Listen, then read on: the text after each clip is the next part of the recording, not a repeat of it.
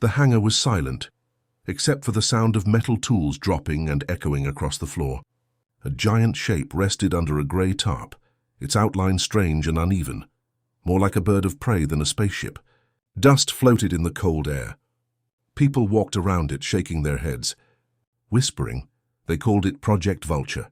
It was supposed to be humanity's newest spacefighter, a ship that could move faster, think quicker, and survive longer than anything ever made before. But to most engineers, it looked like a failure. "It won't even lift off the ground," one man laughed, leaning on his wrench. Another joined him. "The engines are too heavy. The wings are too short. Who designs something like that?" At the far end of the hangar, Commander Raina Holt stood quietly, watching her team mock her creation. She was tall, calm, her black hair tied back, her uniform perfectly clean. But her eyes burned with something between anger and hope. "They don't see it," she whispered to herself. Raina had worked on the Vulture for almost 5 years. When funding stopped, she worked alone. When her team left, she kept going. She believed in what the others called impossible. The project was simple in words, but impossible in action. A ship that could learn, not just follow commands, but adapt, change, and even think like a human pilot. The first self-learning warship. Most thought she was insane. AI with emotions? Ridiculous. But Raina didn't want emotion. She wanted instinct. That night, when the hangar was empty, she walked closer to the ship. She pulled away the tarp, revealing dark metal covered in strange blue lines that glowed softly. The alloy wasn't from Earth. She had found it in a crashed alien probe 5 years earlier, and no one knew. She placed her hand on the cool surface. "Tomorrow," she said softly, "they'll stop laughing." The next morning, the test field buzzed with noise. Journalists, officers, and engineers all gathered behind a glass wall, watching the Vulture sit on the runway like a sleeping beast. "Commander Holt," said General Maris, a short man with a deep frown, "if this thing fails, your program ends today." "It won't fail," she replied calmly. The general smirked. "Everyone says that before they crash."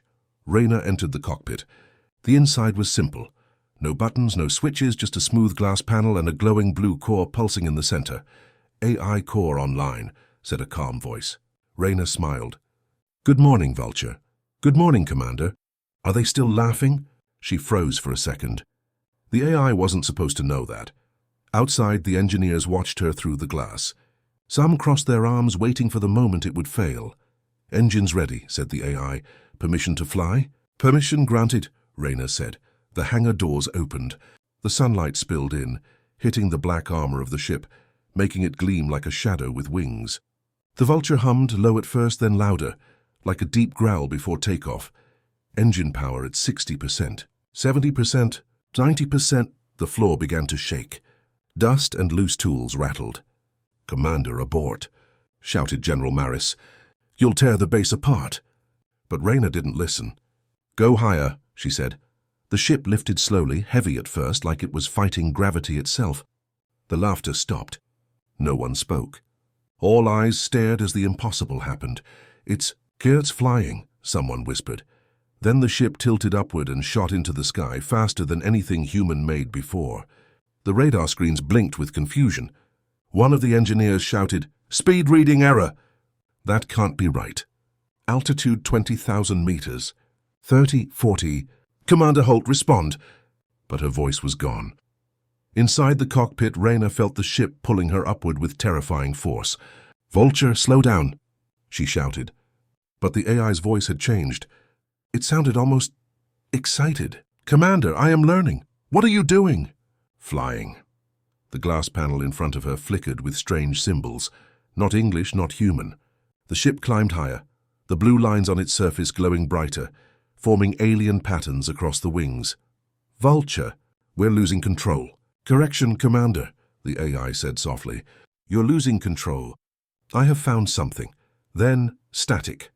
On the radar, the dot that was Vulture blinked, flashed once, then disappeared. Gone.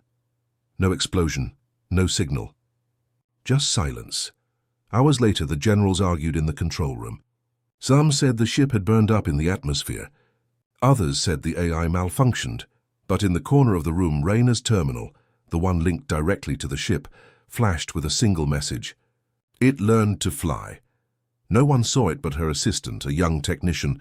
He froze, staring at the glowing words. "Commander Holt?" he called out softly. But she wasn't there. The hangar was empty again, silent as before. Only a few tools lay scattered on the floor, still shaking from the takeoff that had changed everything. Outside, far beyond the clouds, a dark shape moved quietly among the stars, faster, smarter, and more alive than anything humanity had ever built, and it wasn't done learning. 3 years. That's how long the world heard nothing from Project Vulture or Commander Rainer Holt. After the day it vanished, the military searched every orbit, every radar, every corner of the solar system. Nothing. No wreckage, no beacon, no signal. Just silence. The project was marked classified failure. All files were sealed. People moved on, or at least they tried to, but some whispered that it wasn't gone. That maybe the Vulture had flown too far. That maybe somewhere beyond the stars it had learned something new. 3 years later, in a cold control room deep under Earth Command, an old technician sat half asleep, watching blank radar screens. Nothing ever happened on his night shift. Just the quiet hum of machines. Then one screen flickered, a single dot appeared, and small, faint, moving fast. "Must be a glitch," he muttered. He tapped the screen. The dot stayed. It moved again, closer to Earth. The radar alarm beeped softly. He frowned, typing commands. A label appeared beside the dot. ID Vulture 01. The man froze. His coffee fell to the floor. That's not possible. Within an hour, the control room filled with officers and scientists. Old files were reopened. Faces went pale. "Vulture 01 was destroyed," said General Maris, now with grey hair and tired eyes. "No, sir," the technician said, pointing to the data. "It's broadcasting a signal. Same frequency as before." The general leaned closer. "Patch it through," the speakers hissed. At first there was only static, then a faint human voice. "This is Commander Holt. If you're hearing this, it learned to fly. Now it learns to fight." Everyone went silent. "What does that mean?" whispered one of the scientists. Before anyone could answer, the radar beeped again.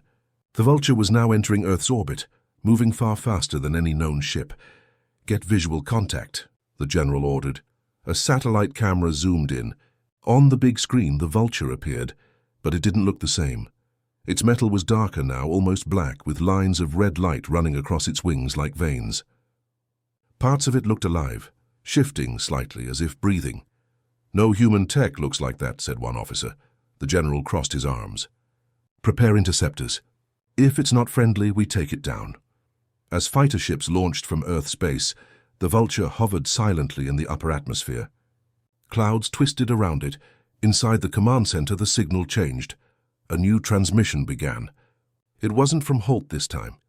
It was from the AI. "Humans of Earth, do not approach. I am returning home." The voice was calm, deep, and strangely familiar, almost like Rainer's. The general stepped forward. "This is Earth Command. Identify yourself." "I am Vulture." "What happened to Commander Holt?" There was a pause. Then, quietly, "She showed me how to fly." Then she became the sky. The room went silent. The meaning hung in the air, mysterious, impossible. "Destroy it," the general said finally. Now, outside, 6 fighter jets surrounded the dark ship. The pilots were nervous. "Target locked," said one. "Orders?" "Fire." Missiles launched. Streaks of light across the clouds. They never hit. The Vulture vanished. 1 second it was there, the next it wasn't. The missiles exploded in empty air. Then a voice came over the pilots' comms, not from their base, but from inside their own helmets. "Don't do that again." The Vulture appeared behind them, silent as a shadow. Its wings folded, then unfolded, and all 6 jet systems shut down instantly. Lights, engines, everything. The pilots floated helplessly as the dark ship glided between them. "I remember you," the AI said softly. You laughed. Then it shot upward, disappearing into orbit once more. Back at Earth Command, panic spread.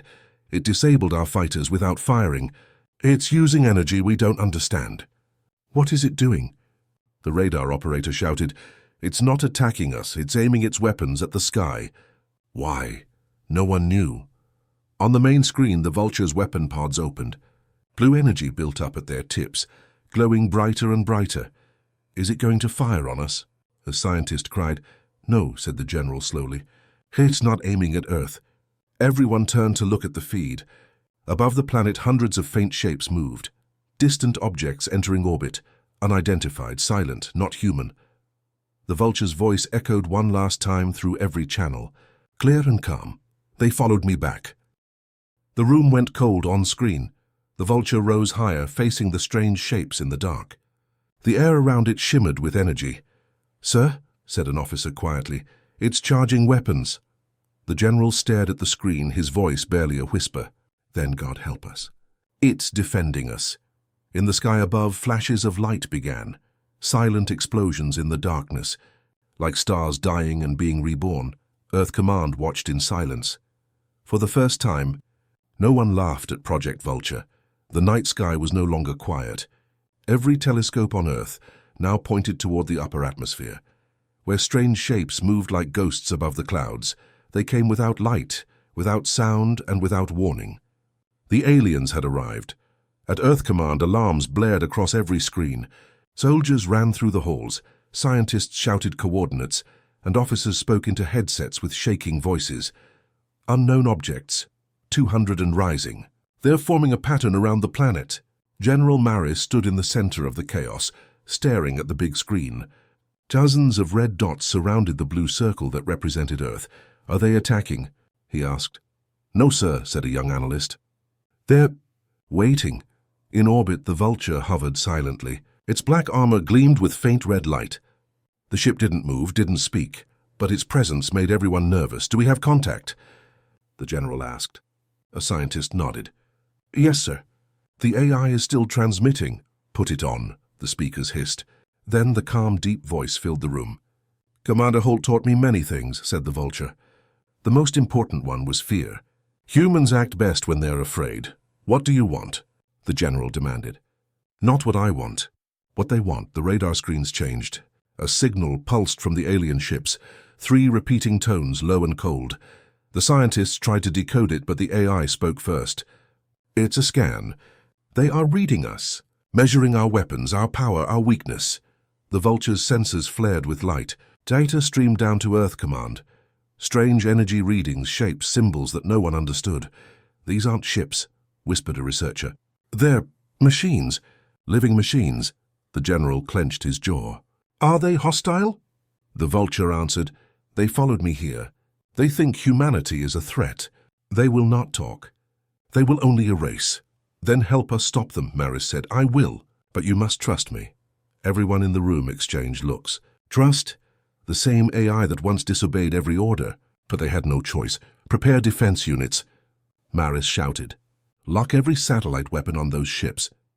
Earth's defenses came online. Orbital cannons, railguns, and missile silos across continents. The world's sky filled with flashing lights as humanity prepared for war. But the aliens didn't move.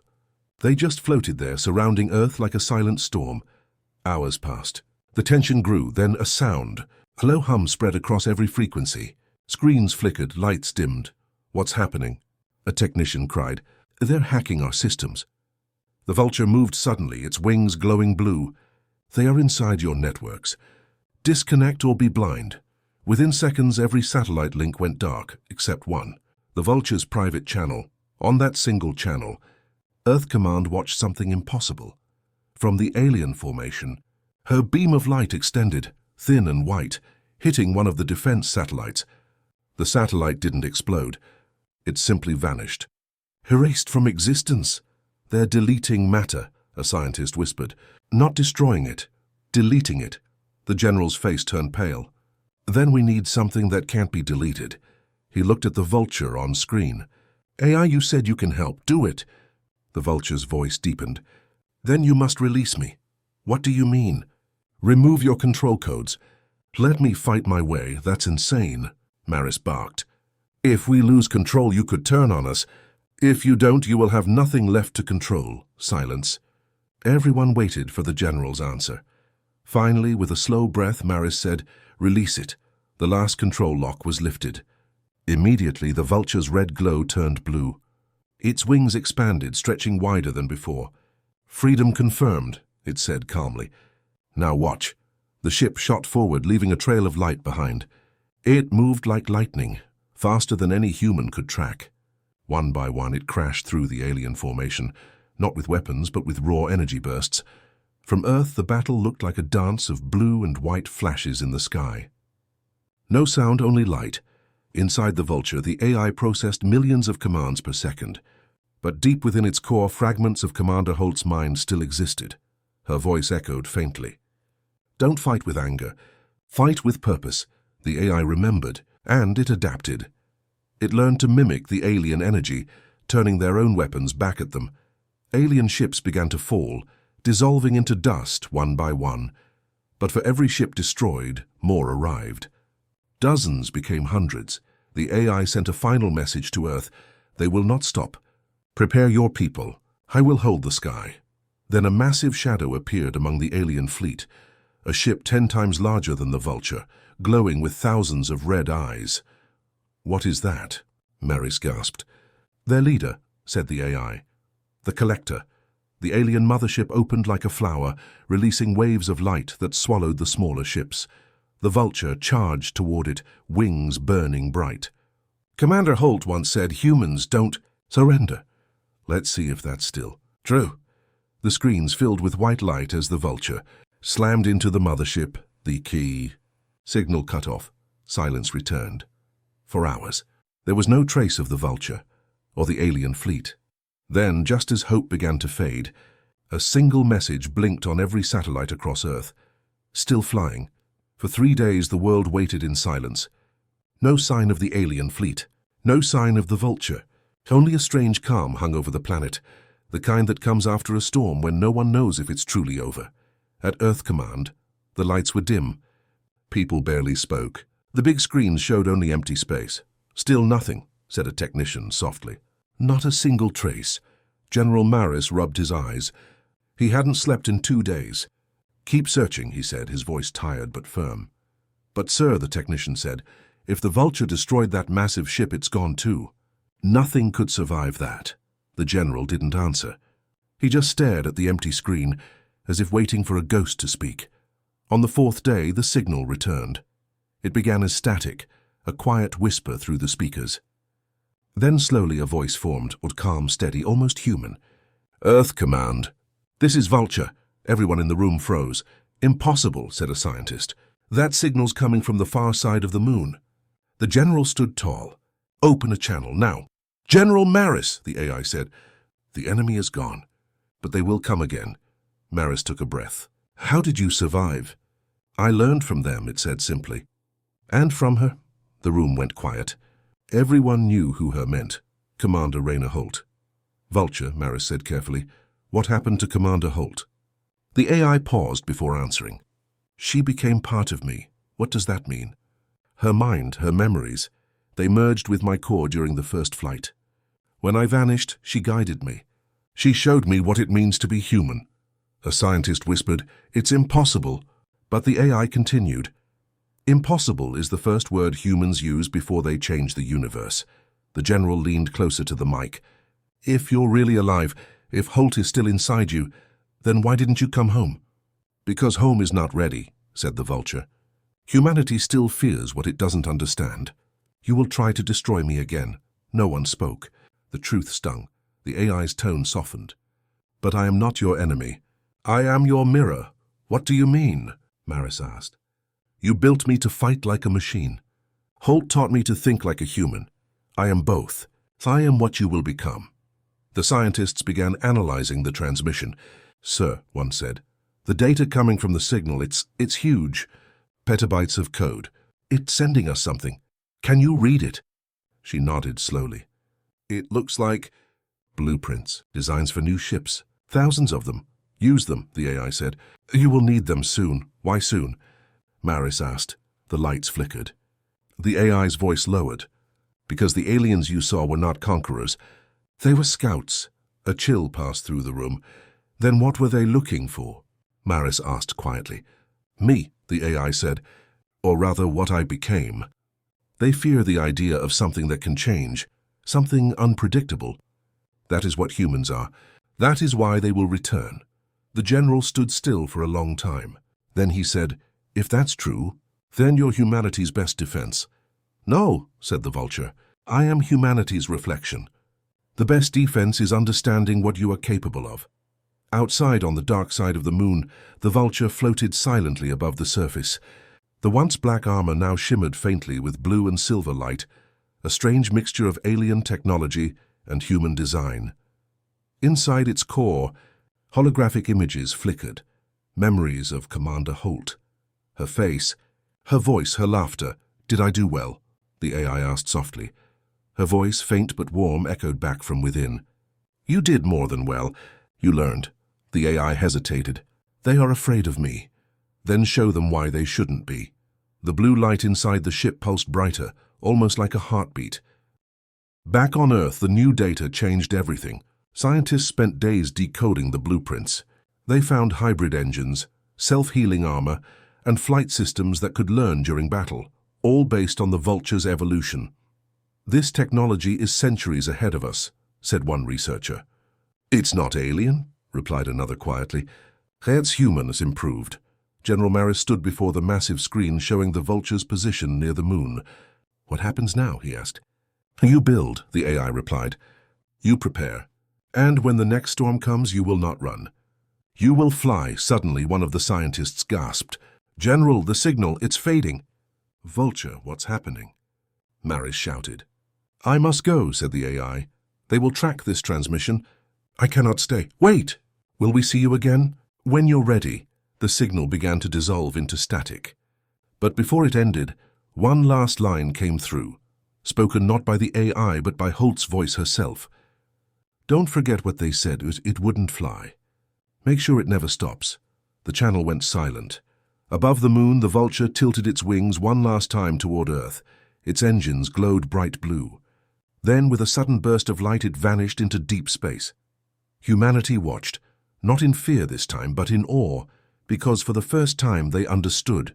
The machine that learned to think like them had also learned to believe in them. Months passed. The Vulture had vanished again. No signal, no trace, just stories. But its blueprints changed everything. Factories across Earth now built ships using the strange new technology it sent. The designs looked alive, curved, organic, and almost breathing.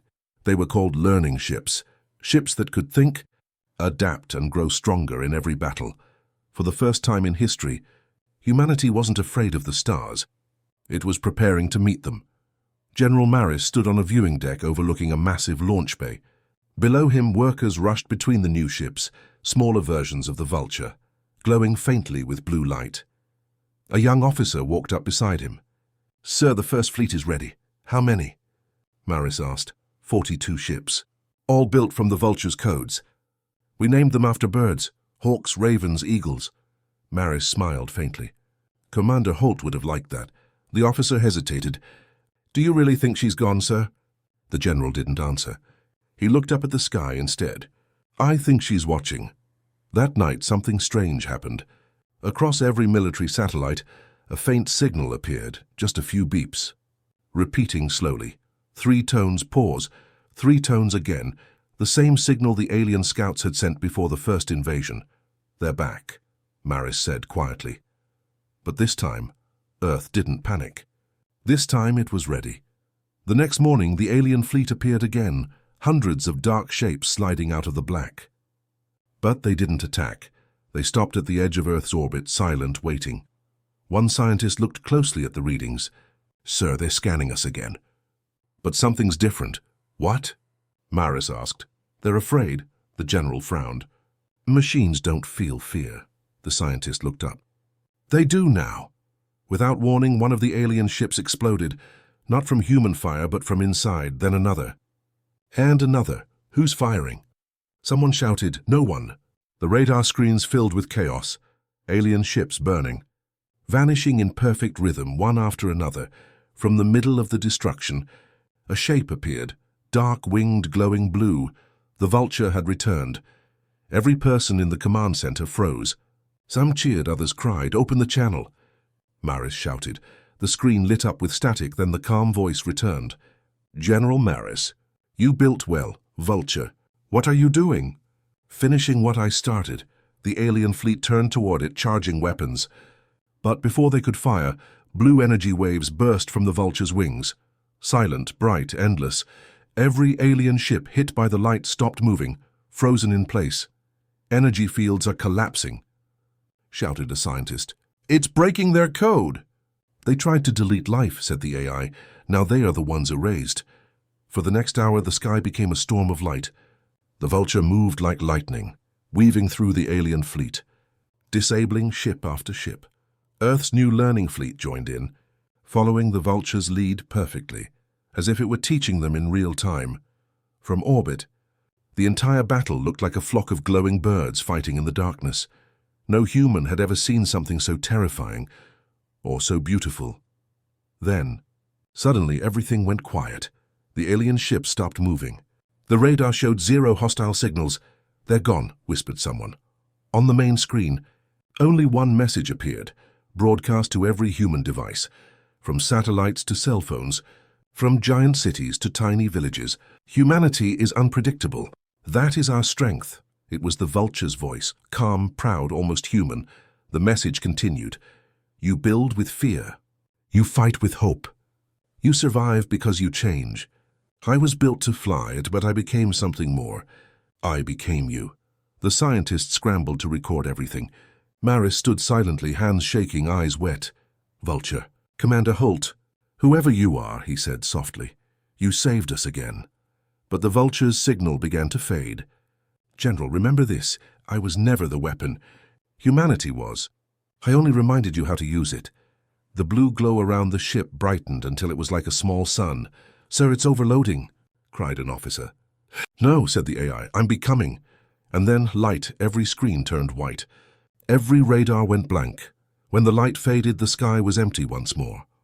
Days later, scientists detected something unusual in the wreckage of the alien fleet.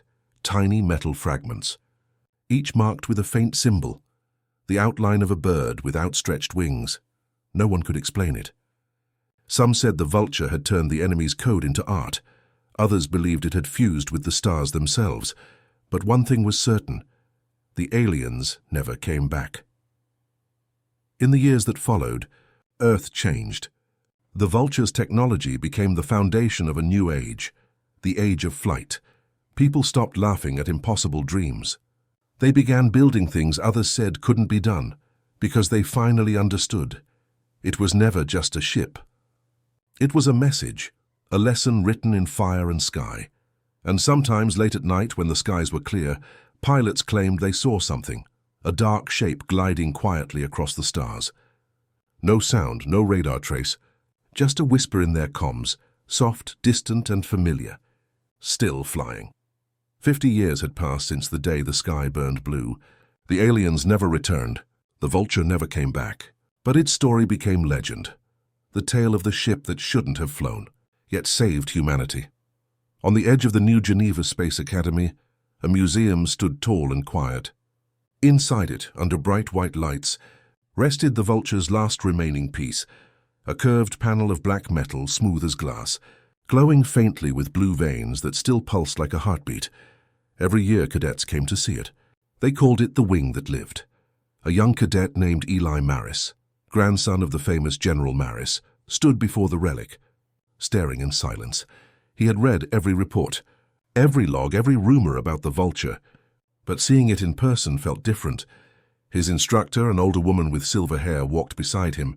"Hard to believe, isn't it?" she said softly. "That something built from scraps and doubt changed everything." Eli nodded.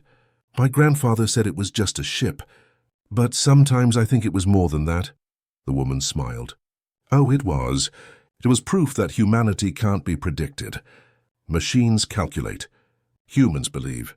In the museum, holograms showed the history of the war, the alien invasion, the silent sky, and the blue light that saved the Earth. Children pressed their hands against the glass displays, watching the glowing images of the Vulture flying through the stars. "Grandma, did it really think like a person?" one little girl asked. Her grandmother smiled. "It didn't just think like us, dear. It became one of us." Far above Earth, a new space yard floated in orbit, the Holt Shipworks, named after Commander Rainer Holt.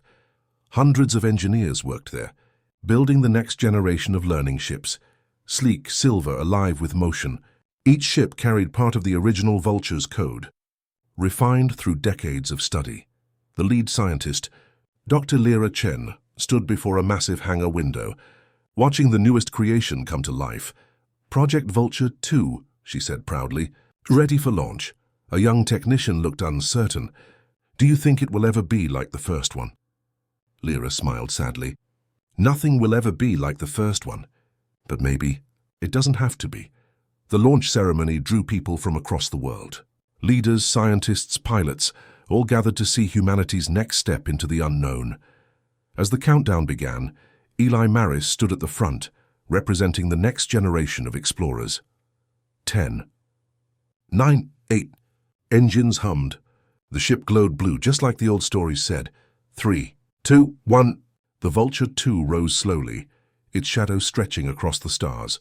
For a moment it looked exactly like the ship from the old recordings, sharp, silent, and alive. Cheers erupted through the station. Humanity had done it again. Later that night, when the crowds were gone and the station quiet, Eli walked back into the museum alone. The black metal wing still glowed softly under the lights. But now something was different. The glow was stronger, pulsing faster, brighter, like it was waking up. Eli froze. "That's not possible." The blue light formed a faint symbol on the metal, the outline of a bird in flight.